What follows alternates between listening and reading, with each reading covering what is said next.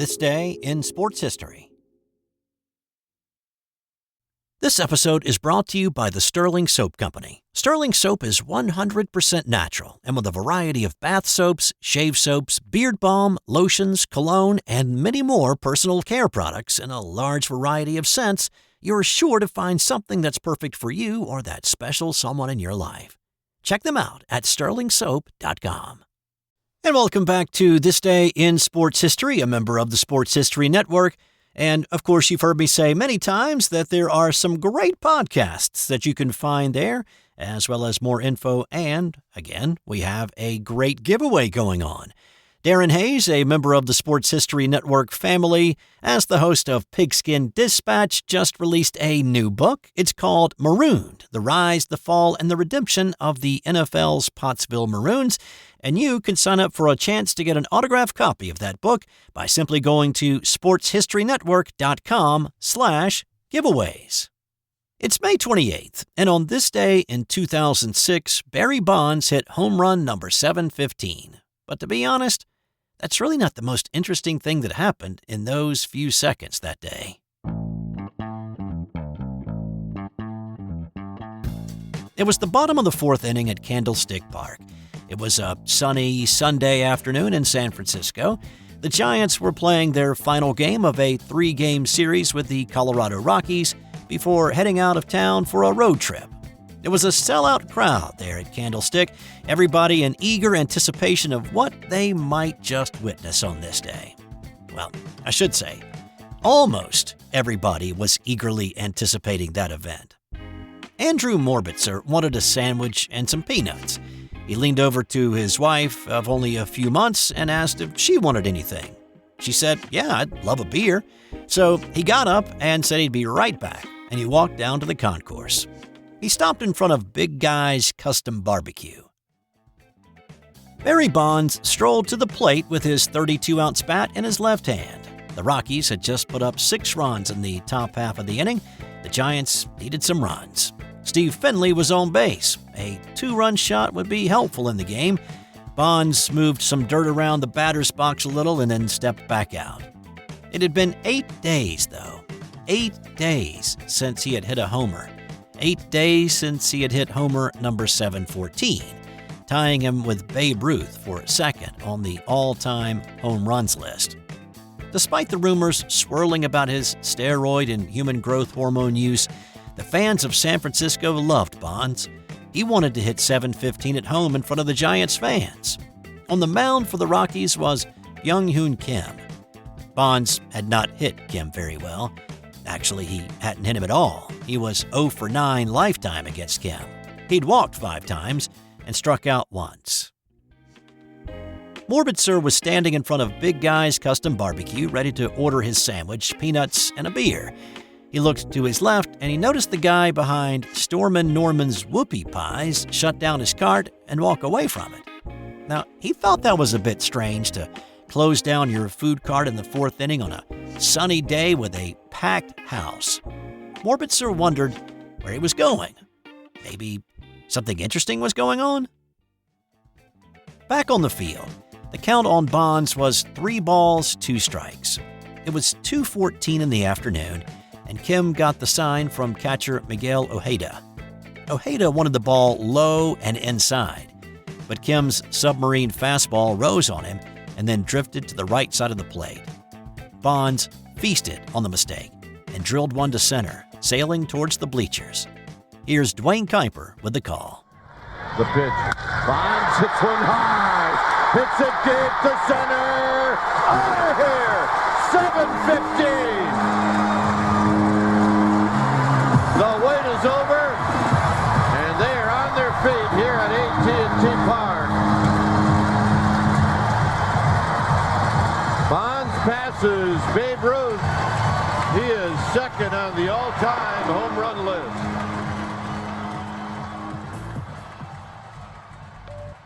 "17-year-old Jeff Lee was in those bleachers, and he was tracking the ball as it came toward him. He couldn't believe it was coming his way. He'd brought his glove to the ballpark to catch a home run, any home run, but here was Barry Bonds' historic 715th home run coming in his direction in section 143. As the ball began to descend, Lee went down 3 rows, reached, but he got bumped right as the ball was coming down. The ball glanced off his webbing, and it dropped over the railing. He'd brought the wrong glove. He'd brought the smaller infielder's glove that he owned instead of his bigger first baseman's glove. If only he'd brought that with him, he'd have caught it, he thought.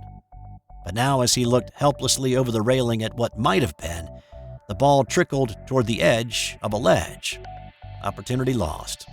Not money, sure, that would be nice, but he wanted to have the ball so he could have met Barry Bonds. If he had the ball in his glove, he would have gotten that chance. Another funny thing happened in that moment as well. The San Francisco Giants radio play-by-play man Dave Fleming had been anticipating the moment for 8 days. He'd thought about what he might say in the moment, but he also wanted to keep it as spontaneous as possible. He didn't want it to sound rehearsed. Unfortunately, fate had something different in store for Fleming that afternoon. His call sounded something like, 3-2. Finley runs, a payoff pitch. A swing and a drive to deep center.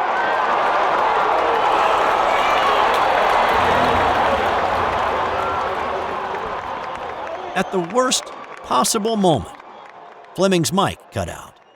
Giants fans listening on the radio could hear the roar of the crowd, and they possibly figured out what was going on, but that was it. After a few moments, Greg Papa, who was sitting in the booth with Fleming, grabbed a headset and finished the call and apologized to the listeners. There was nothing Fleming could have done differently. It wasn't as if he got too excited and pulled the plug out. It was an unforeseen technical glitch, and they never could figure out what happened in that moment to cause it. Bonds stared at the ball he'd just hit. It's okay to admire your home run if it's number 715, right? Nobody's going to fault you for that. He dropped the bat, put his hands out to the side, and then clapped them together. There was no doubt that one was gone. History. Just the second man ever to hit at least 715 homers in a baseball career. He began his home run trot. Morbitzer heard the noise, but he didn't know what could have just happened. Something big for sure. 51-year-old Norman Simpson knew he'd missed it. He'd missed history.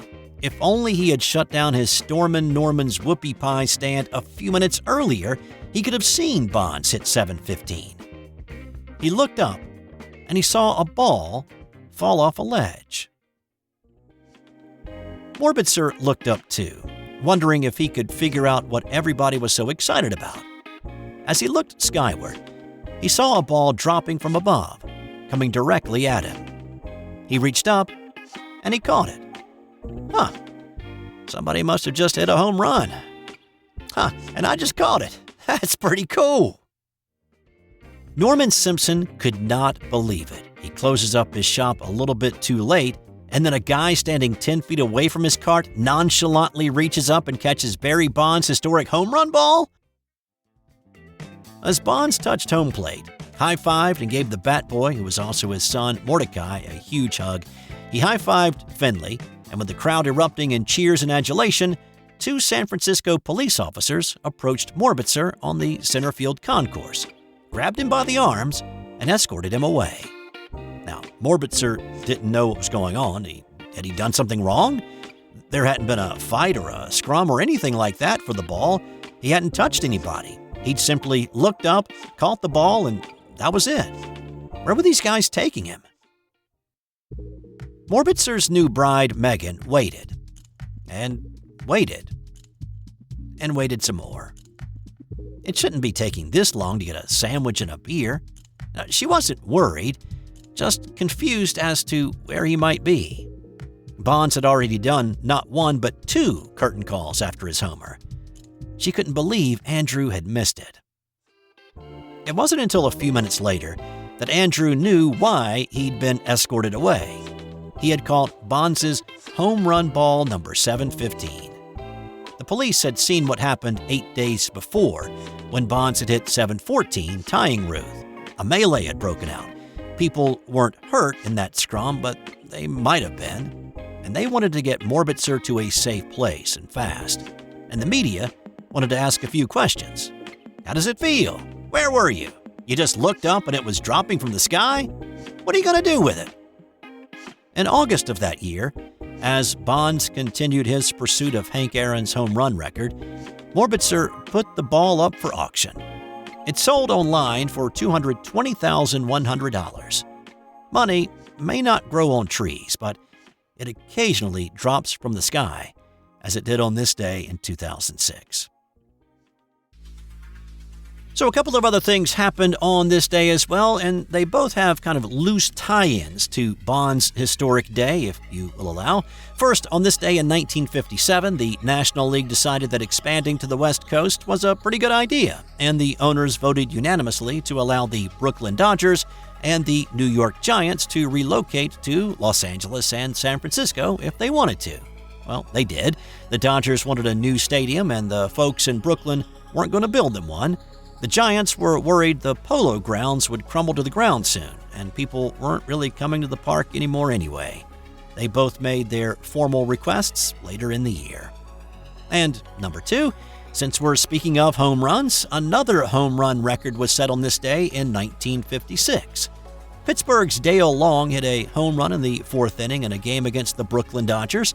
It was the 8th consecutive game that Long had homered. He'd actually set the record on the 26th, but here on the 28th was his last in the string. His 8 straight games hitting a home run would stand alone for 31 years until Don Mattingly equaled it in 1987.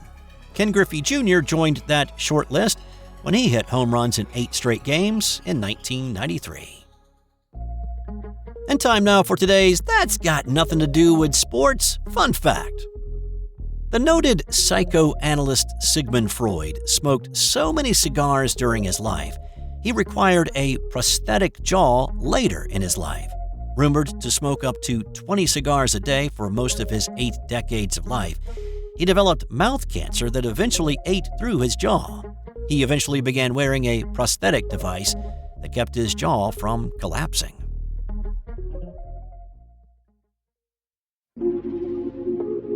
This has been an original Thrive Suite production.